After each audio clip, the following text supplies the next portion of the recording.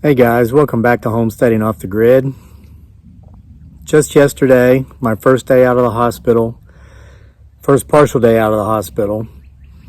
Today's the first full day out. I made a video in which I talked about the great care I received in Martha Jefferson Hospital there in Charlottesville. And I mentioned by name many of the real human life, flesh and blood angels that took care of me in my time of need. I left a couple out. One was on accident.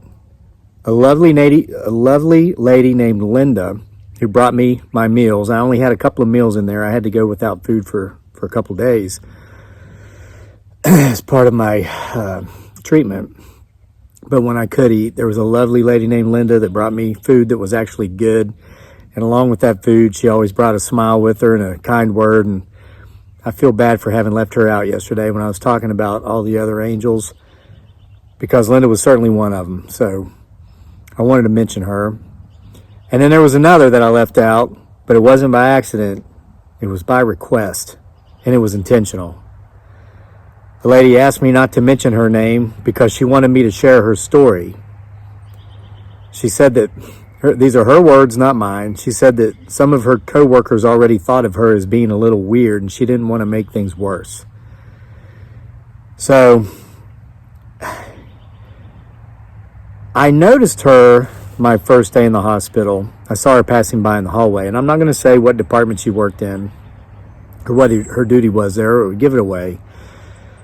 And I didn't think anything of it. But the second day, she kind of made it hard not to notice her even more, because I felt somebody looking at me in the hallway. My door was open. I glanced over, with the tube in my nose that was going down, the NG tube. What a terrible experience that was. It was down into my stomach.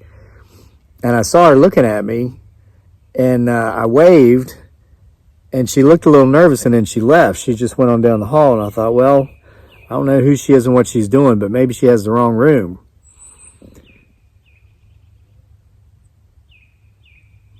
Yeah, no, I know I don't need to tell you to get my 6 by now, but please do so. The camera's facing downhill at this location. It usually faces up, and it's for a reason.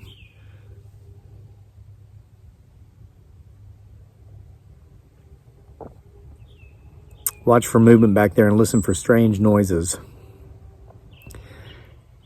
So the second time I caught her looking, I smiled and I actually spoke. I said hello. And she looked around kind of nervous-like to make sure no one was looking. And she stepped in the room and she said, "Do you mind if I come in?" And I said, "Not at all. How are you?" She goes, "I'm okay." And she comes over and she sat down in one of the seats by my bed, and she said, "Yesterday, some of the girls were talking about who you are. And last night after my shift, I got home, I looked you up and I saw some of your videos and I watched some of them. And there's one that stood out to me because I had a very similar experience." And I said, "Oh, do you have a Bigfoot Sasquatch that may or may not live in the woods behind your house too?"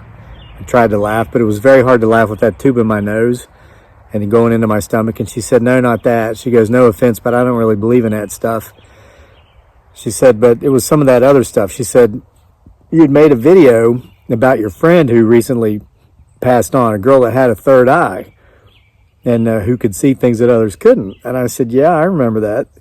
She goes, "I watched that video and it really hit home with me because I had a similar experience when I was about 10 years old. And I didn't really understand it until just about 10 years ago. And to put that into perspective, this woman's about 10 years older than me. I'm late 40s. I'd say she's late 50s. She's not 60 yet, but she's getting close."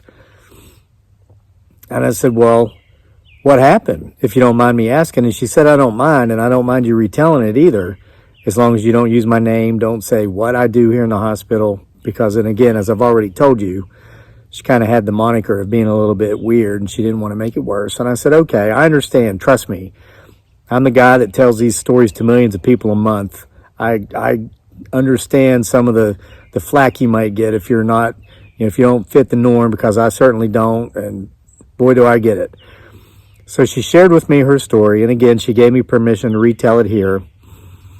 And it's a story that goes back to, she would have been 10 years old, I guess, in the early 1970s.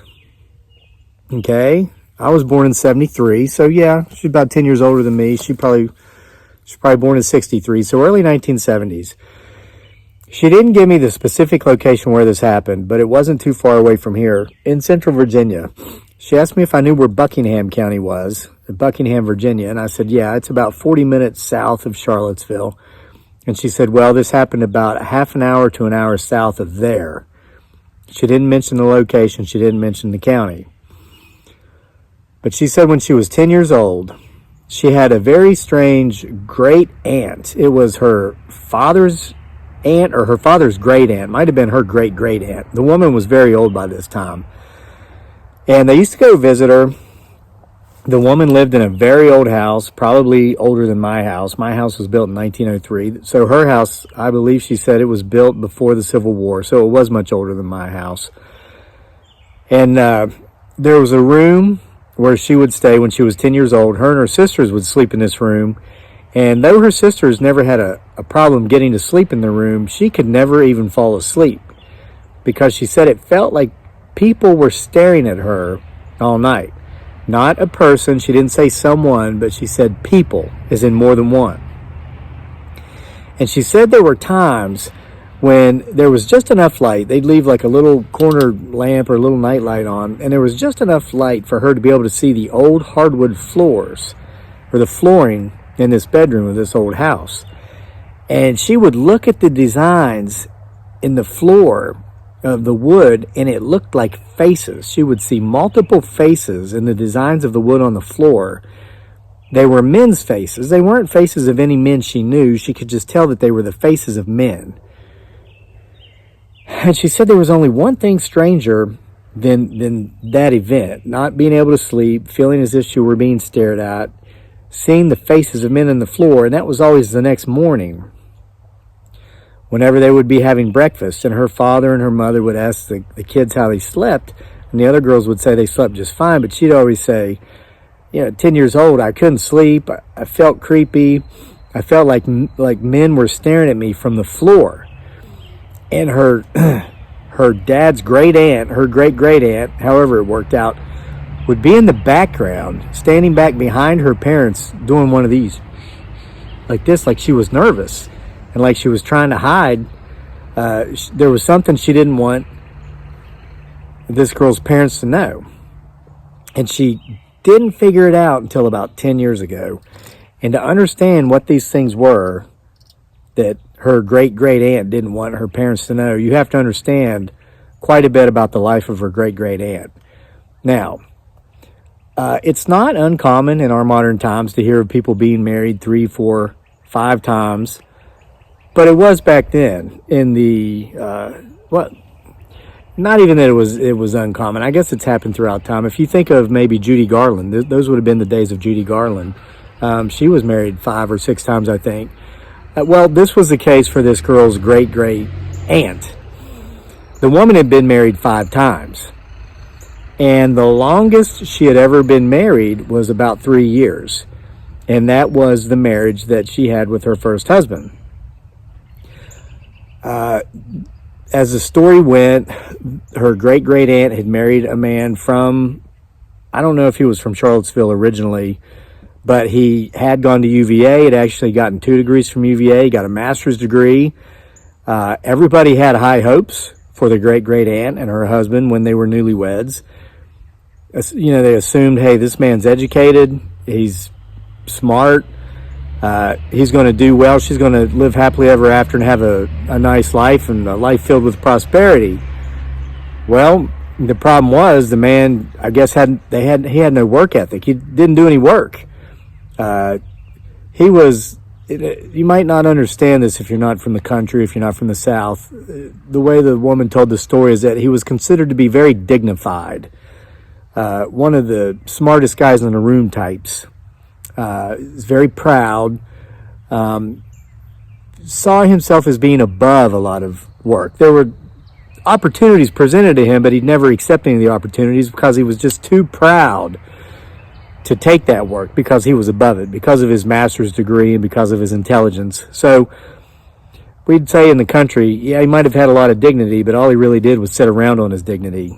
That's a fancy schmancy way of saying he just sat around on his butt and didn't do any work. Well, after about 3 years of marriage and the great great aunt doing all the work to support the couple, she'd hoped to have children. She saw that it wasn't going to work with this guy because she was going to be supporting her, him, and any children they had. She sent him packing. She sent him on his way. And even though, divorce isn't considered what it is today isn't considered what it used to be. It used to be almost like a scarlet letter. You didn't do it. It was terrible. Marriage is forever. Blah, blah, blah. Back then, even though they hated to see this woman get divorced, they were happy for her because she knew she had married a deadbeat. He's one of these that thought because he had this wonderful education from a very nice university that the world was supposed to roll a red carpet out before his feet. And that's just not how the world works. I guess it never has been. So, goodbye, good riddance. I'm going to move this camera just a little bit as I continue to talk. Well, the family was a bit surprised when the old lady replaced one deadbeat with another, because at least the first deadbeat didn't quite come across as a deadbeat. He was a clean man. He at least bathed. He might not have worked, but he took care of himself. The next guy was a down and out derelict she actually met on the street, and she took him in. It's almost like a charitable work, taking in a homeless guy. But again, the family thought, well, what's the difference really between this guy and the last guy, other than the last guy was educated and cleaned himself up? Maybe, who knows, maybe this guy has got some work ethic. Maybe he'll do a little bit better than the last guy, clean himself up and get out there and work, and she can have those kids she always wanted. And maybe, it just didn't work out that way. This guy didn't do a lick of work more than the other guy. About a year later, he's just gone. And she said, well, I made a mistake with him too, and I sent him packing. And the people told her, said, look, you obviously don't have very good taste in men. I mean, the first guy, yeah, he was educated at least. He went to a prime university. He just didn't have any work ethic, but, maybe he snowed you. Maybe you thought that since he was educated, he could talk a good game. We could see you falling for that guy. But the other guy, I mean, that one's kind of hard to explain. Maybe you should take a break and just be single for a while. And she said, well, yeah, maybe I should. But she didn't. She ended up with another deadbeat. Lasted about a year. And, long story short, she went through this 5 times. And just ended up with deadbeats. The good news, the silver lining around the cloud was that she never had any children with any of them. So she never found herself in a position where she would be working to support her deadbeat, ne'er-do-welling, no work ethic husband, whether he had an education or came from the street or not. I mean, if you're not providing, what's the difference, right? But that fifth husband, they said he was different in the way that, and she was older by this time. She was in her 40s, maybe even up into her 50s, which would have been older at the turn of the last century than it would be these days, as people didn't live as long back then as they do now. He was already somewhat established. He too was divorced. He had some children, and they were adults, young adult children, and he had some means. So he didn't necessarily have to work to chip in, so to say, because he already had he had acquired some savings, maybe a degree of wealth he could chip in. But after 3 years, that marriage didn't work out, and he went on his way as well. And now, the woman claims she did not send him packing. He willingly left. Now, the only problem was no one knew where he left to. And his adult children came poking around when they hadn't heard from him for a while. And when she told him, well, he just up and left, she couldn't tell him to where, or couldn't tell the children to where. They didn't think that was a pretty acceptable answer to their questions, and so they got law enforcement involved.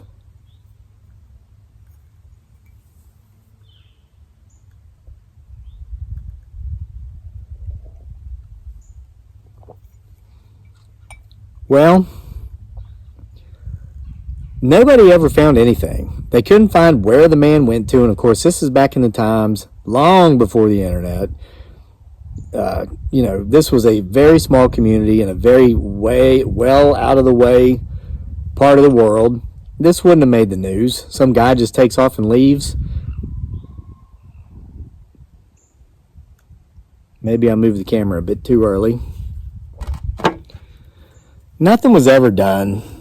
And his adult children came poking around for a while and kept trying to keep the authorities involved. But they said, hey, we talked to this woman. She seems like a dear old lady. No offense, it just seems to have a history of bad taste in men. We're not trying to insult, your father, but if we look at her record, I mean, she, at least we could say that she has a hard time keeping them. So nobody ever found out about that fifth husband. And of course, the first four, no one cared to look. People probably said good riddance to those deadbeats long before this woman had.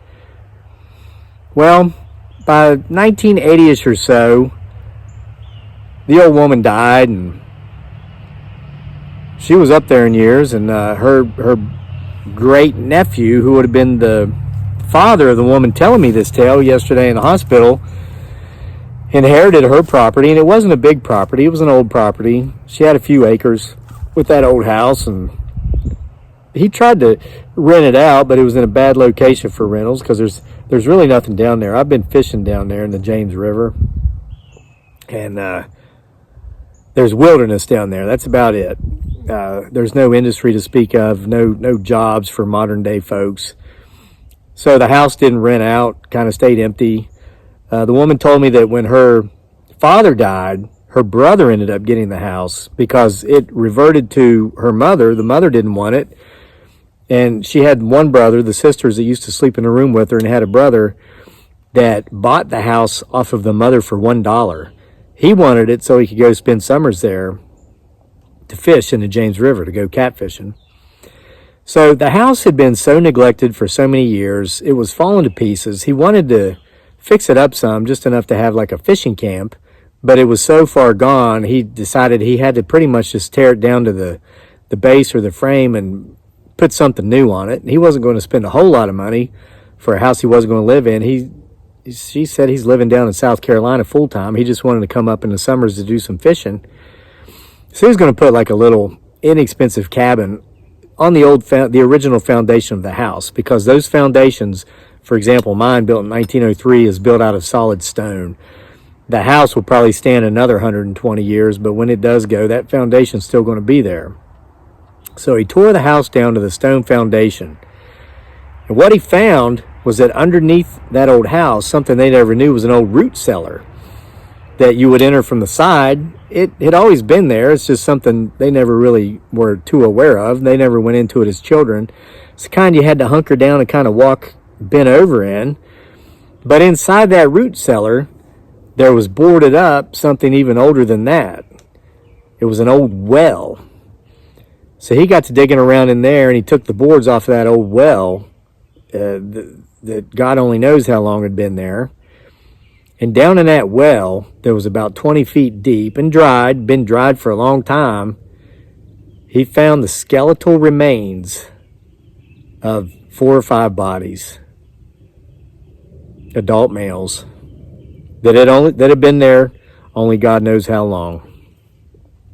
And all this happened right underneath what would have been that bedroom where that girl used to stay when they'd go see her great-great-aunt when she was a little girl back in the early 1970s. So she shared that story with me while I was laid up in the hospital there for a few days. And again, she gave me permission to share it with you as long as I didn't say her name. And I didn't. But there it is. Hope you enjoyed it. Hope you come back for more next time from here to Homesteading Off the Grid.